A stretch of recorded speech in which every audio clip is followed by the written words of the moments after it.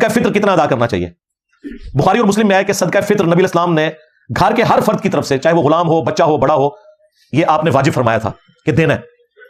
اور بخاری اور مسلم میں ہے کہ 1 سا کے برابر غلہ، خواہ وہ گندم ہو، کھجور ہو، پنیر ہو. 1 سا آج کے دور میں آلموسٹ 2750 گرامز بنتا ہے، یعنی 2.25 کلو، یا راؤنڈ آف کریں تو 3 کلو. اب تو سعودی عرب میں باقاعدہ انہوں نے وہ نبی اسلام کے زمانے کے جو پیمانے تھے نا جن میں یہ ماپا جاتا تھا، 1 سا کے اندر 4 مد ہوتے ہیں، تو وہ مد کے وہ پرانے پیالے انہوں نے رکھے ہوئے ہیں. ہمارے ایک بھائی ہیں وہاں مسجد نبی شریف میں ہوتے ہیں، مدینہ شریف میں، صدیق بھائی، انہوں نے باقاعدہ مجھے وہاں سے پکچرز بھی بھیجی.